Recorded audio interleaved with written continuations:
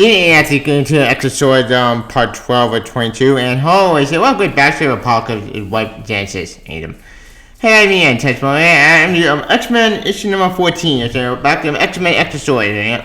Now we went topic, I've been going to Hickman X-Men is very fascinating. And I saw Xofswords called, well, it's been kind of over the place, kind of strange weird. The stories about have to be anything so far. Now, granted, I've been skipping some parts because, well, some parts just feel unnecessary in the review and some just seem boring. But this issue actually does open so many questions, and that's really the question with the Apocalypse and Genesis. So, yeah, this will be fun.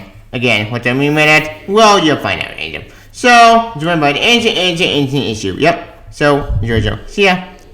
Alright. As you can tell from my intro, as you can tell, book is interesting. Why? You'll find out. What's the story? The contract in, well, the garden at the Star Citadel. With Apocalypse moving. Yep. Apocalypse Citadel. This place for you left for you where the weak go to hide. Are you hiding, my love? I want peace. I better peace for tomorrow, what tomorrow brings. So you're a man of peace now. How you fallen so far? And Apocalypse Citadel. You're wearing a tri-blade. Who again and is it here that's fallen? What? This thing? The tri-blade is a blade. It's just a tool. It's powerful, yes. It's dangerous, yes. Is it the most dangerous thing in the garden? You most certainly is not. I feel like you're trying to test me. Yep. There you go. No testing comes on the Mullen, Summoner. I told him we could simply talk. There you go. Don't you want to know what happened to us? How we came to be here? How I hold this blade? You're less of a mystery the High Summoner has come to inform, or keeping you misinformed. But I know you know how they speak of you and of the nation you help form, so surely. You are talk and fight, no? Apocalypse Zero. Every bone of me aches at the sight of you. Then come, my love. Walk with me. Yep. And we see the meeting hits the log on the phone with Ameth. Yep. With some janitor. There you go. I know you remember the high house and they using them. And Summoner. I know you remember Alaka, one of the mutants. But ancient before the war existed, but not yet old, in the way they were old. The tri-sword enemy tore the world asunder, world one became two. And from the chatting between them from Ameth, the enemy poured into this world. Demon basically. Yeah, we see Apocalypse and Genesis actually trying to save Baby Alako. It's there you go. They're whispering in Alako while the husband Genesis, the father of the husband, remain behind. Some kissed the edge of truth. Some lied that offended me. We, however, know the real reason you stayed, and the only truth that matters is what should never have been created and two were separate forever. Husband from white, parents from child, Laka from Kukura. Yep. Identical. How do I describe the sound chat I'm quoting? If I say it would add that 1,000 angels died, screamed bloody thunder, I know that number's low. It would definitely madden the only song in the world, word Ameth. Yep. Here you go. Hundreds of mutants lost their minds and fled into wasteland that surrounded Rocco. We lost 1/10 of our strength in less than an hour. Still, we stayed ourselves, regrouped, and ready for war. But when I looked out instead of an enemy army and fight to the death, I saw nothing but an endless field decorated with the body of a fallen horde. Yeah, that's creepy.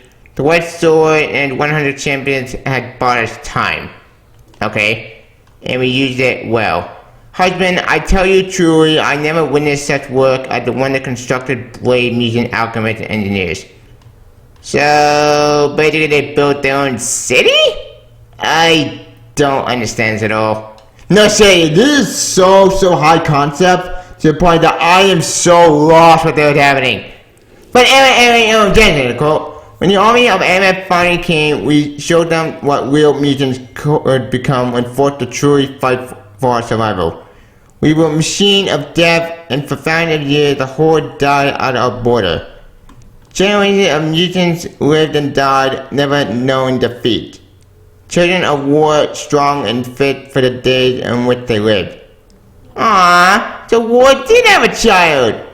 Wait, is that the albino bitty region person from color? I think it is. Huh. Interesting. Anyway, the long story short to it, identical, but they live only inside our walls, and we are arrogant and ignorant of what Ameth truly was. When the High Mutant Prophet idea went blind after seeing a sure defeat in the future, I laughed at him and threatened to move his weak head from his weak shoulders. Ugh, that's creepy and fucked up on so many levels. He sounded warning, but I know no fear. I caught for nothing. So I raised an army of mutant leaders and for the first time took our war to Ameth. We left our war behind and drove our way into enemy territory. Yay! I swear to you, my love, I bathed nightly in the blood of those I had broken on the battlefield. 200 years ago, we had pushed so far that we reached the ivory spire, the stronghold of the long-lost fought was so purity. I'm guessing that's purity, basically. A great hero, external, immortal, the white sword resurrected his 100 centimeters every morning, then rolled out the sword of Ameth demons. Okay, so I'm guessing that the white sword resurrected the dead? So kind of like basically Krakoa, kind of that same thing? This is very, very, very interesting, but very weird. Anyways, long story short, to it, there you go. Same morning that Pat changed him into sound like a fool. Husband, the depth and the resident circle he lived each day had become his religion. So once he was an alien at the horde, he waited again and we the same to him. So basically he went to war and betrayed by Genesis. Oh no! Who could have saw this one coming? Oh wait, all of us did. Like, what did you expect? Like bringing people from the dead over and over and over and over and over drives on mad. And I'm guessing he's probably the end result, bringing back people from the dead. It caused this guy to go insane. So I'm getting to do a lot of foreshadowing to what's kind of event that might need if they keep going down to Krakoa path, bringing back the dead. Yeah. And honestly, that's a very fascinating thing about it, because this guy went insane, and then Genesis actually had to retreat, which is also very interesting. So I'm guessing this will all connect to the Krakoa going on now. But anyways, like I said, we'll be all over the top of it. So long story short, Genesis actually go back to his sister, but her sister basically betrayed Big Genesis with she begged, I broke though, it still shames me and said. I told her I would hear what the Golden Helmet had to say. I was entering the word of annihilation. Yep. There you go. When I entered the Great Hall, the words of the prophet I knew ringing in my ears. And I understood that I was witnessing Lockheed doom with my own eyes. Those mutants who fled crossing the one antenna of us fought lost the wasteland. I found out what had happened to them. What we fought with thousands of years of battle with the enemy was really just them buying their time. Breeding the mutants they had captured with MF3 demons to produce a hybrid warrior race. That's creepy. It was the birth of summoners and the origin of the black experiment at the bio schools. I was enraged. No shit! Anyway, the Golden Helm offered me a kind of peace instead of annihilating my sword. Yay! Without Daniel, we bowed to death as all Ameth looked on. You should have seen me, husband. I fought for it all and won!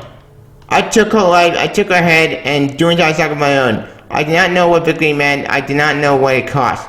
Whoever defeats the helm claims the helm. Whoever wears the crown controls the land. Okay, so I'm guessing that head thingy, is part of basically the whole, not Genesis, but the whole part of the iron stuff. I know it's very, very weird, it's very overhead, but it does get very interesting. Anyways, there you go. You should see it. It's called Annihilation for a reason. The Golden Helm is the only thing that keeps the MFB horde in check. Without it, the demon of the dark world will consume everything or die trying.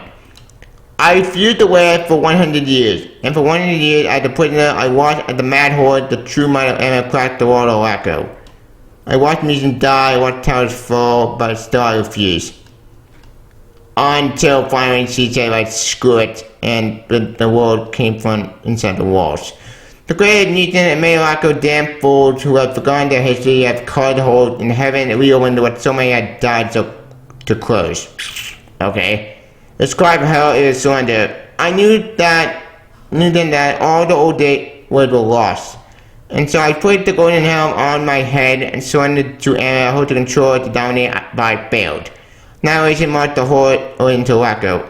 It surrendered to the Golden Helm, as did our children, as did the whole of our land. It wants it all, and because it wants it all, I do it well. So I don't have to drive forward to Krakoa. Okay, so basically tried to control this math thingy. It failed, and now she wants Coca-Cola because the math will to do it? Yeah, this is very confusing way out there, and even for me, I don't know what's going on anymore. Anyway, long story short, to again, so now you know what really happened. The price I paid. My great victory, my great defeat. Probably, you can fight it. You're the strongest person I know. No one is that strong, my love. No one. I fight for it, and now it wants everything, so I want everything. Most of all, I want Coca-Cola. Pocket said, it's not yours to take, my love. We have built something there for all mutants. Thank our children and you. Can it last? I can with boiling water, strong and big, built to truly endure. What you have made with soft hands and laid down soft earth. I look at you, I think so. But I will soon see what Coca-Cola has to offer. And what you, my love, will have to offer as well. And that's a comment. Make one reason destroy enemy, defend this broken land. And that's how the comment in general, actually, with Jensen actually walking away to declare war for love. Yeah, it's a very weird relationship with the Pocket Jensen, and this is very creepy and very kind of weird to me. Yep. Yeah, the comments. What this? Jensen is because war on Pocket, and now after they got to fight each other? What's going on? What's going on after with the X-Men? What's going on with the Pocket? See you next time. Say X-Men channel. Say X-Men channel in the comments. Yep. Alright. I just have a recap now. You have a good interesting. Why? You'll find out. What's good? So, what's the all ever said by Mohammed sorry. Don't let me do good. Yes, the Mohammed is very, very, very weird, very out there. But it makes sense out of this type of story because honestly, Jensen recounted her history with Olaco. And honestly, it's good in my little 10, perfection, A+, all really beautiful, 10, perfection, A+. Look at the story itself. Okay. Holy shit, this actually was a huge, very, very, very epic story between Apocalypse and his wife Genesis. And in my personal opinion, it's very interesting. Because when you think about both Genesis and Apocalypse, they do kind of want the same thing. In their own twisted way. Like, basically, Apocalypse is survival of the fittest, and with Genesis, they both want to survive the fittest. The difference is, unlike Apocalypse, who sealed the world's end because, sealed the world with Olaco because Genesis wanted him to do it. Genesis, on the other hand, said, fuck it. We're just gonna have to keep bowing at it until we're dead, or we still keep at it, trying to survive. And that's what she did. She built the city of Olaco for survival of the fittest. And it worked! For a couple years, or 100 years, but then that came all crashing down because, one betrayed them. This other mutant, this great Sheila, the White Sword. Was also very fascinating, man, because, if what he did was to be over and over, it caused him to go insane, then that could also mean bad news for the X-Men Coca-Cola. Because if these were the favor having to Olaco, then I can see the same happening with Coca-Cola. Fact. Because in all honesty, in general, what she said every time they killed squad meeting the way they drove it out, they paid me so they were fair, they would survive. No, when we first hit defeat, it would have to hang out one of our own. Then after very, very fortunate with the whole Mystique at the and her at the angle with Destiny, because in a way that betrayal does kind of make sense depending upon her point of view, and I think I can see that same thing happening with Destiny and Mystique. Mystique won Destiny, so it kind of the exact same thing with this person, but kind of Mystique. So I know this is actually very out there, but hear me out. That would make sense that happened with the X-Men if there's anything that would portray by one own. But speaking of Jensen, what's going on with Jensen killing the other leader person? Okay, Jensen killing the leader might be acting not surprising me because I saw it coming a long time ago, and frankly, it does make sense, but the way she did it, yeah, was kind of extreme, but then again, I think that was the point, because this place was run by demons. And demons don't give a damn about peace. No, all they want war, destruction, chaos, and that's their function, to kill. And it looks like the end result that was destroyed by the Olaco, which it did. So, yeah. That's what happened when you try to make a deal with demons. It blows them in the face. And now she wants to control billion of Krakoa now. Because of the mask. Speaking of mask, that mask thing might be actually very interesting. Because it kind of made me a psychopath map in DC. I know that's comparing them all with DC, but psychopath map has the same function. Sort of. Not really. It's hard to do comparative between maps these days, but given away that the thing I just created about it with demons and where the crown controlled the land, it does kind of remind me as of that type of angle, or another bit at the type of possession thing. You know, it's kind of like the One Ring. So, like the mask, kind of like the One Ring when we were Sauron, it's kind of that thing with this thing. And that out the way, I had the best recommend. Speaking of we'll get to the ending in a sec. Yeah, with the thing ending in John with Genesis saying in John actually that my great victory, my great defeat, the price I paid, and Pakistan could fight it activate fascinating and very interesting. So I wonder if Parker does care about Genesis. Because in a way, all he wanted is Krakoa to have peace and save his love. But Santino Genesis said about Kenny Rocker would forward in war, strong and faithful, true to endure. What you made would bring a soft hand away in soft earth. I think so, but I'll soon see what Krakoa had to offer, which is also very fascinating. So either Parker went to save her, or she's too far gone to the point that maybe Parker can't save her. Like, it's kind of very fascinating, like, pretty, philosophy thing about it, because they both want to survive the fittest, they both want to protect their lands, but at the same time now, her mind's been warped so badly, thanks to that mask thingy, that, maybe she's just too far gone, probably may have to kill at his first love. I don't know why Parker just killed at his first love, but I thought Parker didn't give a damn about his wife. I know he had a wife. So that's all very fascinating. Like I said, there's so many questions with this extra sword stuff that I'm very curious to what happened next in this crossover, because oh boy, I think they gave it a crossover between Apocalypse and Genesis, and maybe I can say Apocalypse may betray everybody because Apocalypse is an asshole. He'll always betray everybody and get jerk. It's always about the fittest. Now, granted, as I brought before, we don't know what's happening at the end of this thing. In fact, we have so many questions as to what's going on with this extra sword stuff. I know in Modern we had been hearing the other story, but I will try to cover that. But for what I can tell, I'm more interested in the X-Men story, to tell you the truth. X-Men story to fall into with Parker and Genesis. I have to make my music in the story, and finish Burgerland. That's all fascinating. And I'm also very intrigued what that means, but like I said, we don't know what's going on with this, with the X-Men so far. Okay, we know stuff about the X-Men so far, but until we get more information with Jens. But any you want to talk about? Speaking of Parker, I want to know what Parker's end goal all this. My question today, fact. Because in all honesty, we all know what Parker wants. Parker wants to survive the fish, and we all know that's what he wants from the very beginning. But since then, maybe he didn't want that anymore. Maybe he want peace with Krakoa. I'm very intrigued about what's going to happen near the end of the story, because does Parker care about his wife, or he doesn't? That's my question today. I don't know. I'm guessing we're gonna find out near the end of the story, but until we get more information about it, we'll just hope a bad plan to play the guy just so I end up with a bang, not disappoint. But until then, which as far as Parker and Jens are concerned, I'm not debating anything at the end of the love story. The episode is very instant, twisted, and very complex. And I'm also very intrigued what does this mean at the Parker as a whole, because oh boy, this has to raise so many questions that I have to make head at the spin. Also, the third I think made a lot more scenes that was going on after with Krakoa. My best guess, like a wacko, it'll probably fall apart like Video Wacko did, because we all know Mystique didn't give an damn about Krakoa. She wanted to burn to the ground.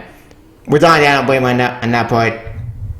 Like I said before, until we get more information, it would be changed. But anywho, I'll tell this bird item. With all that said, what to give Xofswords on part 12 or 22 explanation 14. I killed him with a But the fact that first, if fan Hickman with me, read this book. If fan X-Men, read this book.